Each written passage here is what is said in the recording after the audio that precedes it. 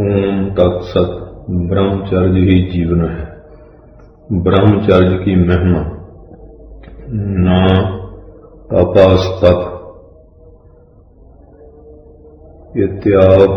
त्यागुर ब्रह्मचर्य तपोत्तमम् ऊर्ध्वरेता पवेद यस्तु सादेवो नतु मानुषा।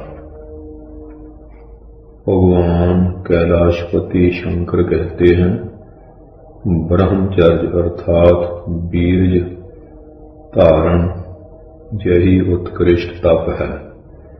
इससे बढ़कर तपश्चर्या तीनों लोकों में दूसरी कोई भी नहीं हो सकती। ऊर्ध्वरेता पुरुष अर्थात अखंड वीर्य धारण करने वाला पुरुष इस लोक में मनुष्य रूप में प्रत्यक्ष देवता ही है। आहा हा, क्या ही महान इस ब्रह्मचर्य की महिमा है। परंतु आज हम इस महानता को भूलकर नीचता की धूल में दासा भाव से विचरण कर रहे हैं। कहाँ हमारे वीरजवान सामर्थ संपन्न पूर्वज और कहाँ हम उनकी निर्वीरज और पददलित निर्बल संतान। ओह, कितना जय आकाश पताल का अंतर हो गया है। हमारा कितना भयंकर पतन हुआ है। इसमें तनिक भी संदेह नहीं है कि हमारा जय जो भीषण पतन हो रहा है उसका मुख्य कारण एकमात्र हमारे ब्रह्मचर्य का ह्रास ही है। ब्रह्मचर्य के नाश से ही हमारा संपूर्ण सत्यानाश हो गया है। हमारा सुख, आरोग्य, तेज, विद्या, बल, सामर्थ्य और स्वतंत्रता और धर्म संपूर्ण हमारे ब्रह्मचर्य के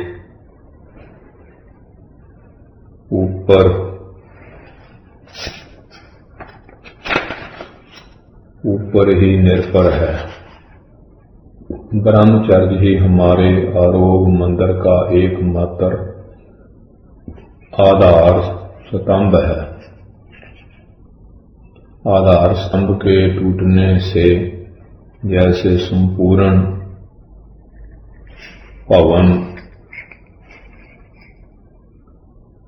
ढह जाता है, वैसे ही वीर्यनाश होने से संपूर्ण शरीर का नाश अति शीघ्र हो जाता है।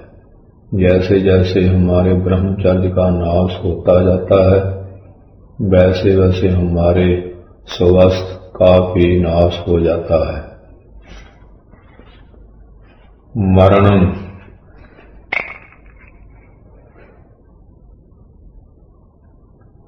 बिंदु पातेन जीवनम बिंदु धारणात्। यह भगवान शंकर का अमृत सिद्धांत है। वीर्य को नष्ट करने वाला पुरुष कभी बच नहीं सकता और वीर्य को धारण करने वाला पुरुष कभी अकाल से मर नहीं सकता। तत्वतः वस्तुतः ब्रह्मचर्य ही जीवन है और वीर्य नाश ही मृत्यु है। ब्रह्मचर्य ही के अभाव से हम किसी अवस्था में सुखी और उन्नत नहीं हो सकते। ब्रह्मचर्य ही हमारे इस लोक व परलोक के सुख का एकमात्र आधार है। यही नहीं, ब्रह्मचर्य ही हमारे चारों पुरुषार्थों का मूल है, मुक्ति का प्रदाता है। बीरज अत्यंत अनमोल वस्तु है। इसी बीरज के बल पर मनुष्य देवता बनता है और उसके नाश से वह पूर्ण पतित बन जाता है। बिना ब्रह्मचर्य धारण किए हुए कोई पुरुष कदापि श्रेष्ठ पद को प्राप्त नहीं कर सकता। बीरज भ्रष्ट पुरुष कदापि पवित्र कर्मात्मा व महात्मा नहीं हो सकता। बिना ब्रह्मचर्य के प्रत्यक्ष इंद्र भी तुच्छ और पद दलित हो सकता है। तब फिर सामान्य मनुष्यों की बात ही क्या है। अतः ब्रह्मचर्य ही हमारी संपूर्ण विद्या, वैभव और सौभाग्य का आदि कारण है। ब्रह्मचर्य ही हमारी श्रेष्ठता, स्वतंत्रता और संपूर्ण उन्नति का बीज मंत्र है। ब्रह्मचर्य ही हमारी संपूर्ण सिद्धियों का एकमात्र रहस्य है। अष्ट मैथुन। स्मरणं कीर्तनं केलिः प्रेक्षणं गुह्यभाषणं संकल्पो अध्यवसायश्च क्रिया निष्पत्तिरेव च। एतन्मैथुन अष्टांगं प्रवदन्ति मनीषिणः। विपरीत ब्रह्मचर्य एतत् एवाष्ट लक्षणम्। शास्त्र में ब्रह्मचर्य नाश के 8 मैथुन बतलाए गए हैं। नंबर 1, किसी जगह पढ़ी हुई, सुनी हुई या चित्र में व प्रत्यक्ष देखी स्त्री का ध्यान, चिंतन व स्मरण करना। दूसरा, स्त्रियों के रूप, गुण और अंग प्रत्यंग का वर्णन करना, श्रृंगारक गायन व कजली गाना अथवा पद्य वार्ता बकना। तीसरा, स्त्रियों के साथ गेंद, ताश, शतरंज, होली इत्यादि खेल खेलना। चौथा, किसी की ओर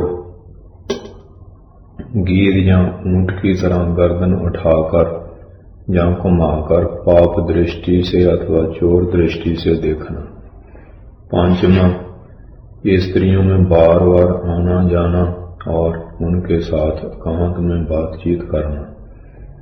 छठवां, श्रृंगार रस पूर्ण बाह्यात उपन्यास पढ़कर किंबा स्त्रियों के पद्य, फोटो देखकर अथवा नाटक व सिनेमा में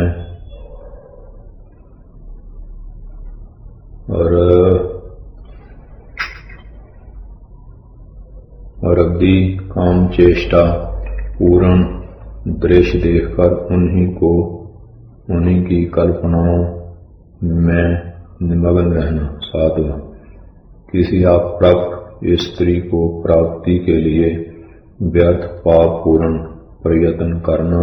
और आठवां, प्रत्यक्ष संभोग। ये ही अष्ट मैथुन हैं। इन लक्षणों के बिल्कुल विरुद्ध लक्षण अखंड ब्रह्मचर्य के होते हैं। आदर्श ब्रह्मचर्य में इनमें का एक भी लक्षण व मैथुन नहीं आना चाहिए, क्योंकि इनमें का कोई भी मैथुन किंबा लक्षण मनुष्य को नष्ट भ्रष्ट करने से पूर्ण समर्थ है। हस्त मैथुन और उसके दुष्परिणाम।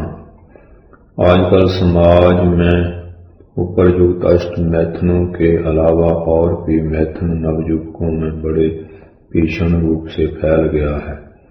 इस मैथुन से बालकों का बड़ा भारी संहार हो रहा है। प्लेग और इन्फ्लूएंजा से कहीं बढ़कर यह नया रोग नवयुवकों को जान से मार रहा है। यही नहीं बल्कि बड़े बड़े लिखे पढ़े हुए लोग भी इस काल के कराल पंजे में मोहवश जा रहे हैं। हाँ, यह बड़े ही दुर्भाग्य की बात है। इस महारोग से पिंड छुड़ाना प्लेग इन्फ्लूएंजा से भी महाकठिन हो गया है। इस महारोग को हस्त मैथुन का रोग कहते हैं। ये रोग बड़ा भयानक है। यह राक्षस मनुष्य को बड़ी क्रूरता से बिल्कुल निचोड़ डालता है। यह भी एक प्रकार की स्त्री की नवविदा भक्ति ही है। फर्क इतना ही है कि परमात्मा की नवविदा भक्ति से मनुष्य की मुक्ति होती है और स्त्री की किंबा विषय की इस नवविदा भक्ति से मनुष्य को नरक की प्राप्ति होती है। हस्त मैथुन के कारण जितनी हानियां उठानी पड़ती है, यदि केवल उनके नाम ही लिखे जाएं तो एक छोटी सी पुस्तिका तैयार हो सकती है। हम यहाँ पर इन अनिष्टकारी कुटेबों का संक्षेप से वर्णन करते हैं। किसी लड़की किसी लकड़ी को घुन लगने से जैसे वह बिल्कुल खोखली पड़ जाती है, वैसे ही इस आदम कुटेब से मनुष्य की अवस्था जर्जरीभूत हो जाती है। हस्त मैथुन को अंग्रेजी में मास्टरबेशन कहते हैं। कोई मुष्ट मैथुन, हस्त क्रिया अथवा आत्म मैथुन भी कहते हैं। हस्त मैथुन से इंद्रिय की सब नसें ढीली पड़ जाती है।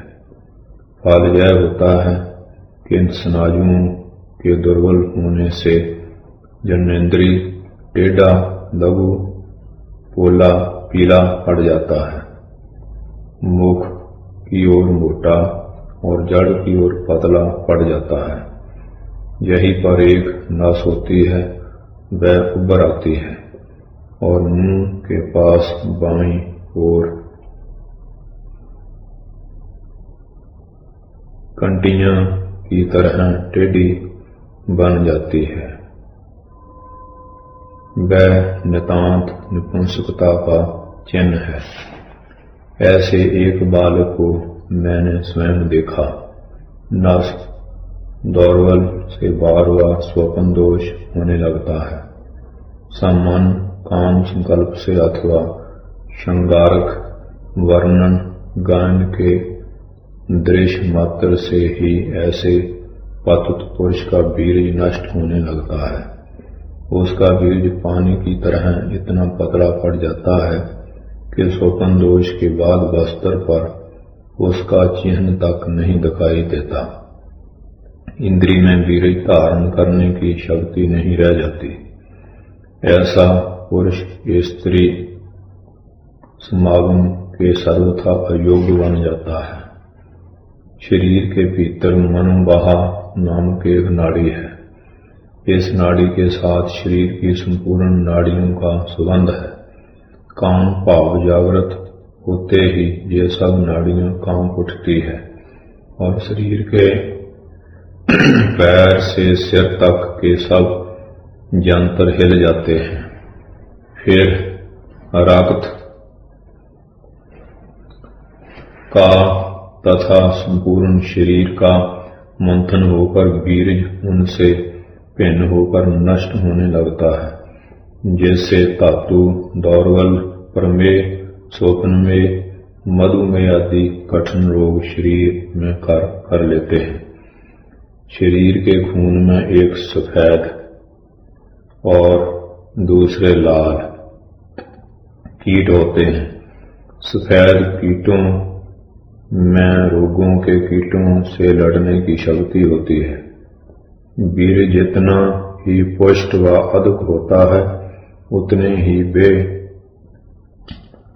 शुभ्र कीट बलवान होते हैं। और विष को अचार डालने की शक्ति रखते हैं, परंतु ज्यों ही बीरज क्षीण होता है त्यों ही ये कीट भी दुर्बल बनकर हैजा, प्लेग, मलेरिया के कीटाणु से दब जाते हैं और फिर मनुष्य भी काल के गाल में चले जाते हैं। ये बीरज नाश के ही दारुण फल हैं।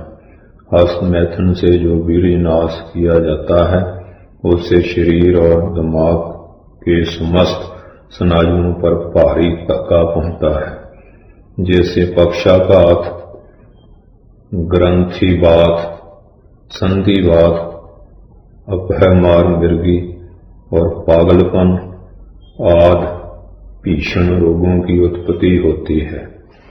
व्यभिचार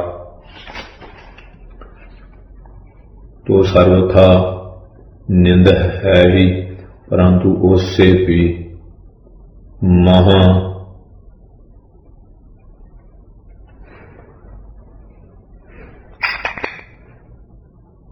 महती निंद जय हस्त मैथुन का कार्य है। हस्त मैथुन द्वारा बीरज के निकलने से कलेजे पर विशेष धक्का लगता है, जिससे क्षय, खांसी, श्वास, जक्षमा और हार्ट डिसीज नामक महा भयानक हृदय रोग हो जाते हैं। हृदय रोग से ऐसे अभागे मनुष्य की कौन से समय में मृत्यु होगी, इनका कुछ भी निश्चय नहीं होता। अकाल ही में यह मृत्यु को प्राप्त हो जाता है। मस्तक पर तो बिजली का सा धक्का लगता है। हस्त मैथुन से सिर फौरन हल्का और खाली पड़ जाता है। स्मृति, याददाश्त, सुबुद्धि, परतवा सभी चौपट हो जाते हैं और अंत में ऐसा नष्ट बीरज पुरुष पागल सा बन जाता है। पागलखानों में 100 से 95 आदमी व्यभिचारी और हस्त मैथुन के ही कारण पागल बने होते हैं। यही हालत अपनी स्त्री से अति रति करने वालों की भी हुआ करती है। टोरंटो के डॉक्टर बर्कमैन कहते हैं, सैकड़े पागलखानों की जांच करने पर हमें यही ज्ञात हुआ कि जिनको हम आप नीति भ्रष्ट, अशिक्षित व मूर्ख समझते हैं, उनमें नहीं किंतु धर्म से, स्वच्छता से रहने वाले शिक्षित लोगों में ही यह हस्त मैथुन का रोग विशेष रूप से फैला हुआ है। खेतों में शारीरिक परीक्षण करने वाले मूर्खों में नहीं किंतु शहरों के पुस्तक कीट बने हुए नवयुवकों और आदमियों में ही यह घृणित रोग विशेष फैला हुआ है। माता पिता इस भीतरी कारण को नहीं जानते। वे समझते हैं कि परीक्षण की अधिकता से ही बालकों की ऐसी दुर्दशा हुई है। मस्तिष्क कमजोर होते ही आंखों की ज्योति और कान व दांत की शक्ति भी कमजोर हो जाती है। बाल झड़ने व पकने लगते हैं। राजा के घायल होते ही जैसे संपूर्ण सेना एक बारगी घबरा जाती है, उसी प्रकार बीरज रूपी राजा को आघात पहुंचते ही शरीर की इंद्रियां रूपी सेना एक बारगी अस्वस्थ व कमजोर हो जाती है। आंख, कान, नाक, जिह्वा, वाणी, पैर, त्वचा, आंतरें और मलमूत्र इंद्रिय अथवा काम करने में असमर्थ हो जाती है। फिर तो ऐसे पुरुष का बहुत जल्द नाश होता ही है। हस्त मैथुन से संपूर्ण शरीर पीला, ढीला फोका, दुर्बल व रोगी बन जाता है। मुख कांतिहीन व पीला पड़ जाता है। ऐसा पुरुष जीवन रहते हुए भी मुर्दा होता है। हाय, जिस दिशानंद को कामी लोग ब्रह्मानंद से बढ़कर समझते हैं, वह विषयानंद भी ऐसे पतित पुरुष ज्यादा दिन तक नहीं भोग सकते। इंद्रिय दुर्बलता के और अन्याय रोगों के कारण वे ग्रस्त सुख भी नहीं भोग सकते। उनको संतान उत्पादन शक्ति नष्ट हो जाती है। जैसे उनकी स्त्रियां बंध्या बनी रहती है अथवा संतान हुई तो कन्या ही कन्या होती है, ऐसे लोग काम के मारे बेकाम बन जाते हैं। संतति सुख से वे हाथ तो बैठते हैं। उनकी स्त्रियों को भी संतोष नहीं होता, फिर वे व्यभिचार करने लगती है। स्त्रियों के बिगड़ने से संतान की दोसाध होती है, व अधर्म की वृद्धि होती है। अधर्म के फैलते ही घर व देश में दरिद्र, अकाल व अशांति आदि फैलते हैं। फिर सुख की आशा कहाँ, अंत में सारा कुल नरकगामी होता है। इस महापाप के मूल कारण व भागी दुराचारी पुरुष ही होते हैं। हाय, यह बड़ा ही अधर्म और दुष्ट कर्म है। जिस भाग्य को इसके करने का एक बार भी दुर्भाग्य प्राप्त हुआ है, तो धीरे धीरे यह शैतान हाथ धोकर उसके पीछे पड़ जाता है, जहां तक के प्राण बचाना भी मुश्किल हो जाता है। ऐसे पुरुष इस महानंद कुटेव के पूर्ण गुलाम बन जाते हैं। दुर्बल चित्त के कारण इच्छा करने पर भी वे संयम नहीं कर सकते। हजारों प्रतिज्ञाएं करने पर भी एक भी प्रतिज्ञा पूरी नहीं होने पाती।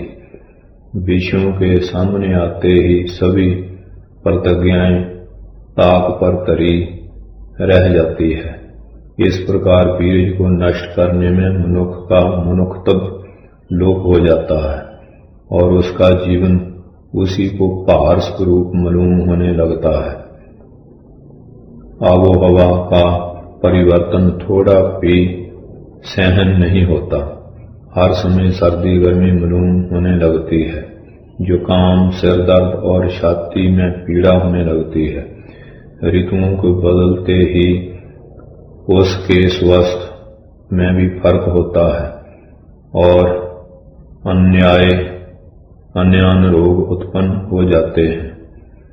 देश में जब कभी कोई बीमारी फैलती है तो सबसे पहले ऐसा ही पुरुष बीमार पड़ता है और अक्सर वही काल का शिकार बनता है। हाय, ऋषि संतानों के दिव्य नेत्र व ज्ञान नेत्र सब नष्ट हो गए हैं और उनको अब उपनेत्र के बिना देखना भी मुश्किल हो गया है। अज्ञान की घनघोर घटा भारत आकाश को चारों ओर से आच्छन्न कर रही है। आर्य संतान आज पूर्णतया तेजहीन व गुलाम बनकर भारत माता का मुख कलंकित कर रही है। हा, शोक शोक शोक। बस अब हम इससे अधिक वर्णन करना नहीं चाहते। केवल बीज भ्रष्टता के प्रमुख चिन्ह ही कहकर इस विषय को समाप्त करते हैं, जिससे कि लोग पतित बालक बालिका व स्त्री पुरुष को फौरन पहचान सकें। बीरजनाश के मुख्य लक्षण: काम पीड़ित बीरजन बीरज को नष्ट करने वाला बालक बड़े आदमियों की तरफ आंख से आंख मिलाकर नहीं देख सकता। किसी अपराधी की तरह शर्मिंदा होकर नीचे देखता है अथवा मुंह छिपाना चाहता है। 2. बहुत से चालाक या धूर्त लड़के झूठे ही छाती निकालकर समाज में इतस्तता ऐंठते हुए अकड़कर घूमा करते हैं। बेजरूरत से अधिक ढीठ बन जाते हैं। कारण यह है कि ऐसा करने से उनके दुर्गुण छिप जामेंगे और लोगों की दृष्टि में बेनिर्दोष जचेंगे। 3. उनका आनंदमय व हंसमुख चेहरा दुखी व उदास बन जाता है। सूरत रोनी बन जाती है। प्रसन्न स्वभाव नष्ट होकर चिड़चिड़ा, क्रोधी व रूखा बन जाता है। चेहरा फीका, पीला व मुर्दे की तरह निस्तेज बन जाता है। 4. गालों पर की पहले की वह गुलाबी छटा नष्ट होकर छाई काले दाग पड़ने लगती है। यह अत्यंत वीरजनाश का निश्चित लक्षण है। 5. आंखों व गाल अंदर धंस जाते हैं और गाल की हड्डियां खुल जाती है। 6. बाल पकने व झड़ने लगते हैं। मूछें पीली व सुर्ख व लाल बन जाती है। 16 वर्ष के उपरांत बाल का सफेद होना वीरजनाश का स्पष्ट लक्षण है। 7. कोई भी रोग न रहते हुए अकाल ही में वृद्ध पुरुष की तरह जर्जर दुर्बल ढीला बनता और किसी अच्छे काम में दिल का न लगना व न ताकत बनना तथा थोड़े ही परिश्रम से व दौड़ने से हांफने लगना और मृत पिंड की तरह उत्साहहीन बनना, दैनिक काम करना भी अच्छा न लगना और समान से समान काम कठिन जान पड़ना। 8.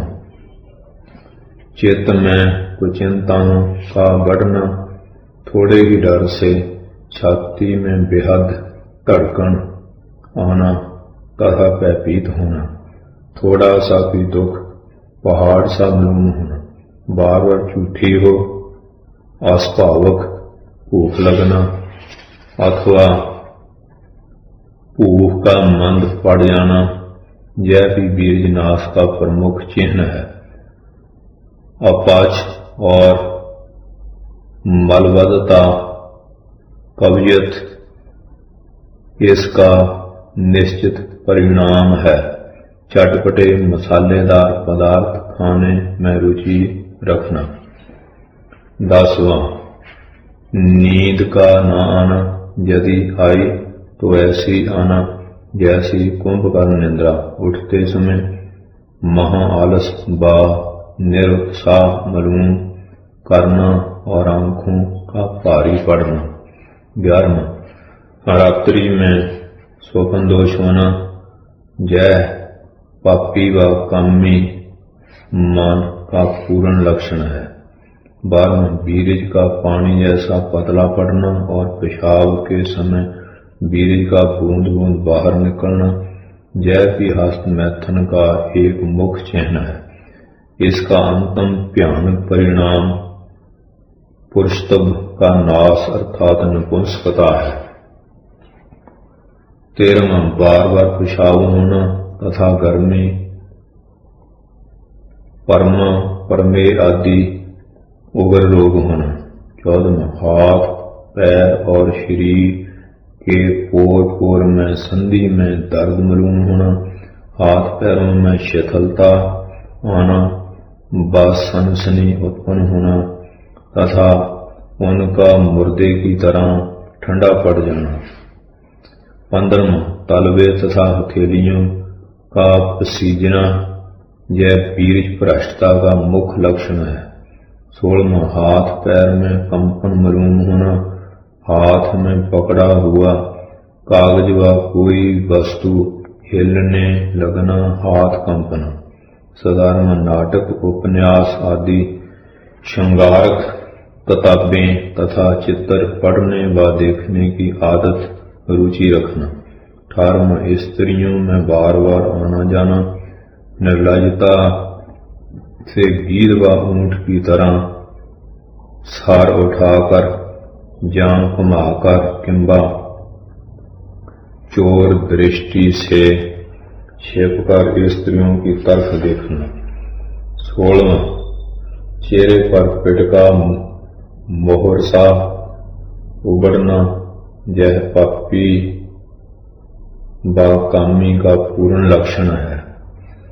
किसी समय ऊपर उठते समय एकाएक दृष्टि के सामने अंधेरा छा जाना तथा मूर्छा जाने से नीचे गिर पड़ना, स्मरण शक्ति का ह्रास होना और कंठ की हुई कविता या पाठ भी भूल जाना और मानसिक दुर्बलता का बढ़ जाना। 21वां आबो हवा का परिवर्तन न सहा जाना। 22वां चित्त का अत्यंत चंचल दुर्बल व पापी बनना और कोई भी प्रतिज्ञा पूरी न कर सकना तथा सब काम अधूरे ही करके छोड़ देना। एक भी अच्छा काम पूर्ण न करना पर कुकर्म प्रयत्न पूर्वक करना। गिरगिट की तरह सदा विचार या निश्चय बदलते रहना और सदा मन मलिन व अपवित्र बने रहना। 23वां दिमाग में गर्मी छा जाना, नेत्रों में जलन उत्पन्न होना व नेत्रों से पानी बहने लगना। 24वां क्षण ही रुष्ट व क्षण ही तुष्ट होना। 24वां माथे में, कमर में मेरुदंड और छाती में बार बार दर्द उत्पन्न होना। 26वां दांत के मसूड़े फूलना, मुख से महान दुर्गंधि का आना तथा शरीर से भी बद बो निकलना। बीरजवान के शरीर से सुगंधी निकलती है अतः दांत को बिल्कुल साफ रखना चाहिए। 27वां मेरुदंड का झुक जाना, फिर हर समय चुप कर बैठना। 28वां वृषण की वृद्धि होना तथा उनका लटक जाना। 29वां आवाज की कोमलता नष्ट होना, आवाज मोटा रूखा अप्रिय बन जाना। 30वां छाती का दुर्भंग हो जाना अर्थात छाती पर जहां अंतर गहरा और बिल्कुल विस्तृत बन जाना और छाती की हड्डियां दिखाना। 31वां नेत्र रूपी चंद्र सूर्य को ग्रहण लगना, नाक के कोने में प्रथम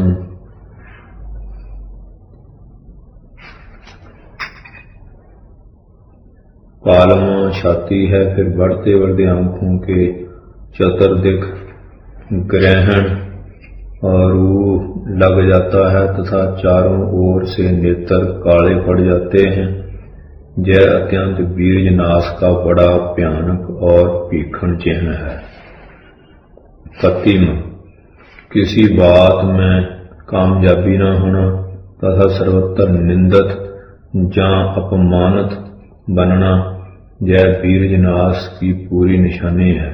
संतति संपत्ति का धीरे धीरे नाश होना, अधर्म व्यभिचार व पाप का बढ़ना, आयु का घट जाना, वेद शास्त्रों को की कुछ भी न मानना और अपनी ही मनमानी करना अर्थात विनाशकाले विपरीत बुद्धि, इस न्याय से सब उल्टी ही बातें करना, जय गुलामी के खास चिन्ह है। संपूर्ण अपयश दुख गुलामी का कारण एकमात्र बीरज का नाश ही है। 33वां अंत में कभी कभी दुख और पश्चाताप के मारे आत्महत्या करने का विचार करना इति प्रमुख चिन्ह। माता पिताओं का कर्तव्य। प्रत्येक माता पिता गुरु बंधु तथा मित्र का सबसे प्रथम कर्तव्य अब यही होना चाहिए कि यदि उपयुक्त लक्षणों में कोई भी एक दो लक्षण पुत्र पुत्री और शिशु में दिखाई दें तो फौरन उनके सामने पाप के परिणाम का भीषण चित्र तथा ब्रह्मचर्य की श्रेष्ठता में स्पष्ट शब्दों में रखें। इससे लज्जा संतोष करना तथा अपमान समझना और मनो अपनी संतान का पूर्ण नाश ही करना है। शरीरं व्यति मंद्रम तभी बनता है जबकि मनुष्य ब्रह्मचर्य के प्राकृतिक नियमों का उल्लंघन करता है। अतः उन्हें उन विषयों का अवश्य ज्ञान करा देना चाहिए। माता पिता व गुरु ब्रह्मचर्य का पूर्ण स्पष्ट वर्णन करने में ले जाते हैं, परंतु यह उनकी भारी भूल एवं मूर्खता है। अपने पर बीती हुई दुर्घटनाओं की उनके दुष्परिणाम माता पिता तथा गुरुजनों को आज भी उनकी मर्जी के विरुद्ध भोगने पड़ रहे हैं। लड़कों में साफ साफ कहे और उनसे बचे रहने के लिए अपने अनुभूत इलाज को स्पष्ट बतलाएं अथवा जय जीवन प्रथम पथ प्रदीप ग्रंथ अपने प्रिय बालकों शिशुओं अथवा मित्रों के हाथ में रख दे, जैसे उनका कर्तव्य मार्ग उन्हें साफ दिखाई दे। कई लोग ये समझते हैं कि यदि बालकों के सामने ब्रह्मचर्य की रक्षा के हेतु हस्त मैथुन शिशु मैथुन आदि महानंद बुराइयों का वर्णन करेंगे तो वे यदि न भी जानते होंगे तो इन दुर्गुणों को जान लेंगे, परंतु यह धारणा बिल्कुल वृथा व नाशकारी है। यदि आप न कहेंगे तो बालक संग में पढ़कर दूसरों से अवश्य ही उपरयुक्त दुर्गुण सीख लेंगे, परंतु बुराइयों का तीव्र निषेध व ब्रह्मचर्य की उज्जवल महिमा आप वर्णन करेंगे तो आपके बालक अवश्य ही सदाचारी व ब्रह्मचारी बनेंगे, ऐसा विश्वास रखो। गंदगी व गड्ढे के फेंकने के बनिस्बत उनसे बचे रहने का ज्ञान करा देना ही बुद्धिमानी व सुरक्षता है और यही माता पिता तथा गुरुजनों का पवित्र कर्तव्य है। यदि गुरुजन अच्छे कामों द्वारा अच्छे दृढ़ से बालक बालिकाएं बालिकाओं को ब्रह्मचर्य की केवल 15 मिनट स्कूलों में जाकर ही पर बढ़िया शिक्षा दे तो क्या ही अच्छा हो। इस पूर्ण विश्वास से यह कह सकते हैं कि भारत का इनसे अति शीघ्र उद्धार हो सकता है। अतः माता पिताओं और सावधान, वैद्य व डॉक्टर। माता पिता तथा गुरुजनों की लापरवाही के कारण कई अच्छे बालक कुसंग में पड़कर बिगड़ जाते हैं। वीर्यनाश व व्यभिचार के कारण वे अनेकानेक दारुण रोगों से आक्रांत हो जाते हैं। फिर वे वैद्य व डॉक्टरों के मकान व दुकान छिपे छिपे ढूंढने लगते हैं। कोई मदन मंजरी पिल्स, धातु पुष्टि की गोलियां, बीरज वटका,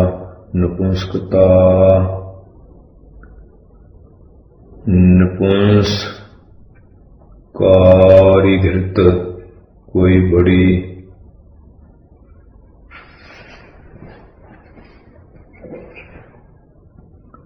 कोई जड़ी बूटी लेहे, पाक चूर्ण आदि दूर दूर से मांगते हैं और बेचारे लाभ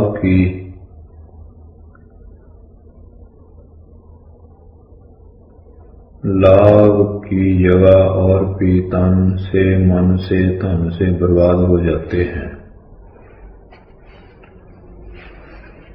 इसका कारण यह है कि जितनी धातु पौष्टिक औषधियां होती है वह कामोत्तेजक होती हैं। उनके सेवन से शरीर में यदि कुछ ताकत भी दिख पड़ती हो तो केवल मनुष्य की भावना तथा उस औषधि के साथ खाए हुए दूध मलाई आदि का प्रभाव है। संसार में ऐसा कोई वैद्य समर्थ नहीं जो दवा दर्पण द्वारा वीर्यहीन को वीर्यवान अथवा ब्रह्मचारी बना सकता हो। यदि कोई ऐसा कहे तो उसकी कृष्टता एवं मूर्खता है। एकमात्र शुद्ध मन ही मनुष्य को ब्रह्मचारी तथा वीर्य धारण करने के लिए समर्थ बना सकता है, दवा दर्पण कदापि नहीं। इससे तो वीर्य का और भी नाश होता है। आजकल जिसे देखो वही वैद्य बना बैठा है। बूढ़ा भी जवान हो गया, मुर्दों भी जिंदा हो गया, मुर्दा भी जिंदा हो गया,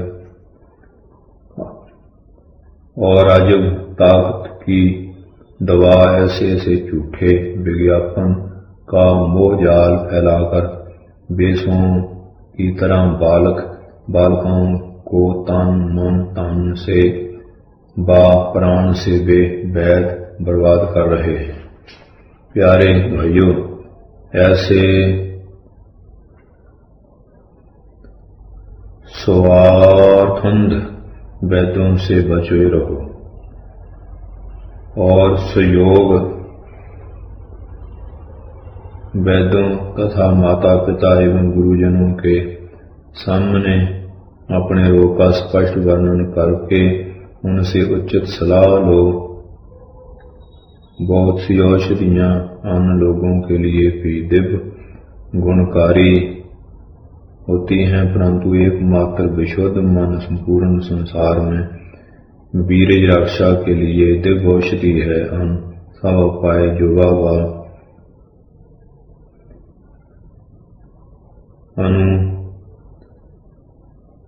अनुशंगक हैं।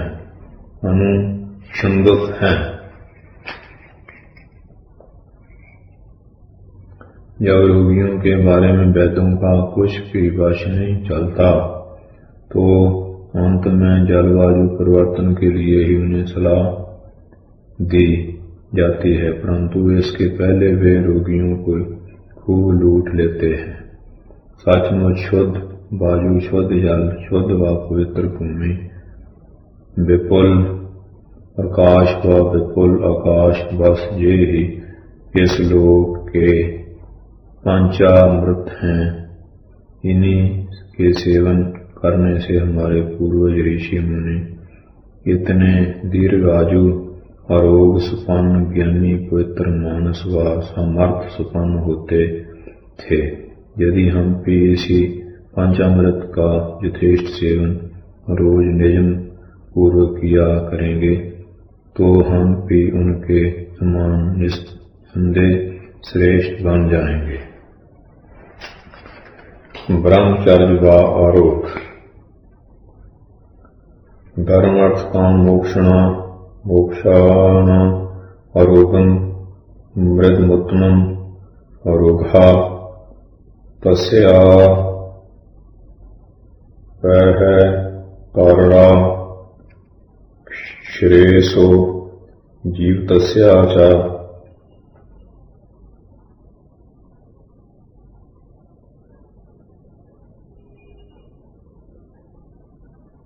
एकमात्र आरोग्य ही चारों पुरुषार्थों का सर्वोत्तम मूल है।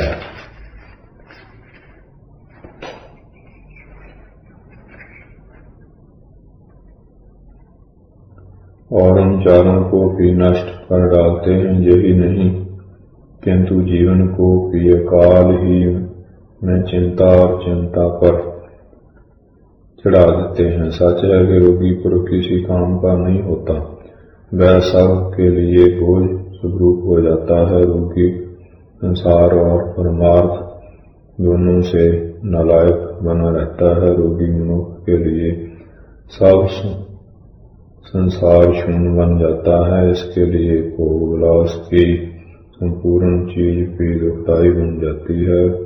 रोगी पुरुष चाहे राजभवन में रहे चाहे हिमालय जाए, कहीं भी सुखी नहीं हो सकता। उसकी रोनी सूरत तभी मिट सकती है जबकि वह जहाँ तो मिट्टी में मिल जाए अथवा प्रकृति के अनुसार पुनः शुद्ध आचरण करने लग जाए। निसर्ग के राज में मूलतः प्रत्येक प्राणी निसीम, निरोग, परम सुंदर, सब प्रकार से पूर्ण तथा अभ्यंग पैदा होता है, परंतु स्वयं लोग ही अपने दुष्कृतियों द्वारा अपने दिव्य स्वरूप को बढ़िया आरोग्य की ओर सुडौल शरीर को बिगाड़ डालते हैं। जो जस करे सो तस फल चाखा, यह मिठ सिद्धांत है। संपूर्ण विश्व में ऐसी कोई भी शक्ति नहीं है जो हमें हमारी इच्छा के विरुद्ध रोगी या निरोग बना सकती हो। गिद्ध, चील, कौवे वगैरह उसी स्थान पर जाते हैं जहाँ पर कोई सड़ा जानवर पड़ा रहता है। उसी तरह रोग, शोक और दुख उस शरीर में प्रवेश करते हैं जहाँ पर उनका खाद्य उन्हें मिलता है। आजकल के दरिद्र ब्राह्मण किसी मरे हुए बड़े सेठ के जहाँ जैसे फौरन बिना बुलाए हुए दौड़ आते हैं, वैसे ही रोग, शोक, दुख आदि भी नष्ट वीर पुरुष के जहाँ फौरन चले जाते हैं। परंतु आरोग्य, सुख, शक्ति, समृद्धि, आनंद इनका हाल ऐसा नहीं है। वे बड़े ही मानी हैं। दुराचारी, व्यभिचारी पुरुषों से वह कोसों दूर रहते हैं। केवल सदाचारी ब्रह्मचारी पुरुषों के ही जहाँ वे वास कहते हैं। ब्रह्मचारी पुरुषों को कोई भी रोग नहीं सता सकता। प्लेग, कलरा भी उनका कुछ नहीं कर सकते। सब कोई दुर्बलों को ही मारते हैं। वनवास बलवान को कोई सता नहीं सकता। देखो दुर्बल घात का, वह यही प्रकृति का कायदा है। अतः हमको अब सब तरह से बलवान ही बनना होगा, क्योंकि बलवान राजा है, चाहे वह भले ही निर्बल हो। और रोगी पुरुष को राजा होने पर भी भिखारी और पूर्ण अभाग्य समझना चाहिए। तंदुरुस्ती 1000 निमित्त है और भोगी पुरुष सदा रोगी ही बना रहता है। यह कभी भी योगी मानी सुखी यानी सुखी नहीं हो सकता। यह सदा वियोग अर्थात दुखी ही बना रहता है। व्यभिचारी पुरुष आत्म रोगी और बलवान नहीं हो सकता।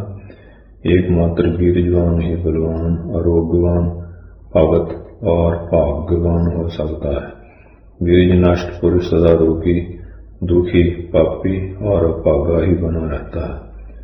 उसका आधार फिर से वीरज धारण किए बिना 7 जन्म में भी होना असंभव है। संसार में 3 बल हैं, एक शरीर बल, दूसरा ज्ञान बल और तीसरा मनोबल।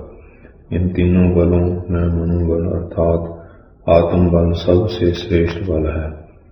बगैर आत्म बल के और सब बल व्यर्थ है।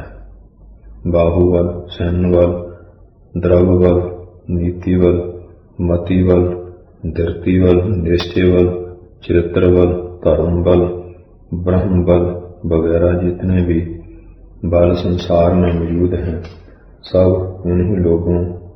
उन्हीं तीनों बलों के अंतर्गत हैं। इनमें सबसे पहली सीढ़ी शरीर बल ही की है और निरोग शरीर के ज्ञान बल और आत्म बल प्राप्त नहीं हो सकता। शरीर बल हो हमारे संपूर्ण बलों का एकमात्र मूलाधार है। अतएव हमें व्यायाम और ब्रह्मचर्य द्वारा सबसे प्रथम शरीर सुधार अवश्य कर लेना चाहिए।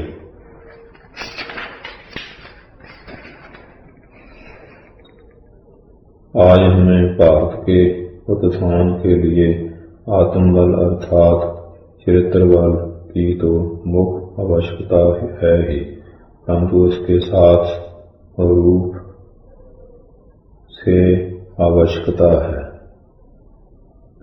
और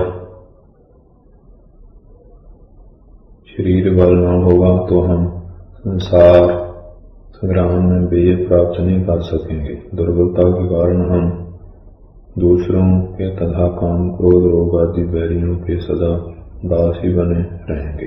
हमारे घर में यदि कोई जबरदस्ती से घुस गया हो तो उसे बाहर घसीट कर ले जाने के लिए हम में शरीर बल का ही होना परमेष्ट है और बगैर शरीर बल के वह डाकू खुशी से बाहर नहीं निकलेगा। अतः शरीर बल प्राप्त करना सबसे प्रथम ध्येय होना चाहिए, क्योंकि शरीर बल ही साधनों का मुख्य आधार है और बगैर शरीर सुधार के हम किसी अवस्था में सुखी और स्वतंत्र नहीं हो सकते और न किसी काम में सिद्धि की प्राप्ति कर सकते हैं। शरीर रोगी होने पर संसार का कोई भी पदार्थ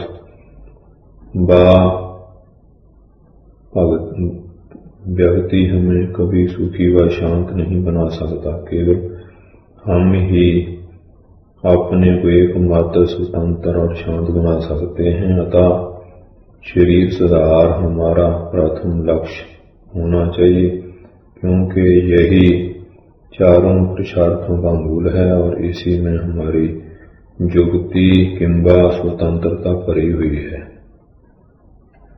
sound mind in A sound body, यानी शरीर सुखी और पुष्ट है तो आत्मा भी सुखी एवं पुष्ट है, और शरीर दुखी और दुर्बल है तो आत्मा भी दुखी एवं दुर्बल है।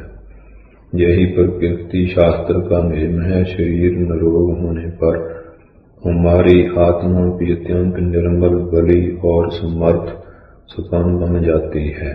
रोगी शरीर में आत्मा की उन्नति का होना कठिन है। अतएव प्रकृति के नियमानुसार चलकर सदाचरण द्वारा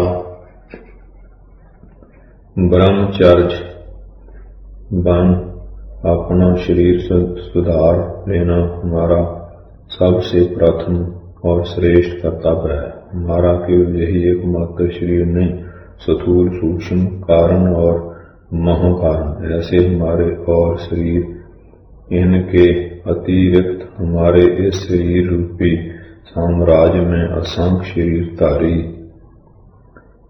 कीटाणुओं की सेना सर्वत्र भरी हुई है, जो कि हमारी रात दिन रक्षा कर रही है। इन सब का अधिष्ठाता आत्मा उनका राजा है। विजय उसी राजा की होगी जिसकी सेना बलवान और प्रचंड है। ठीक यही हालत हमारे शरीर रूपी सेना की और आत्मा रूपी राजा की समझिए।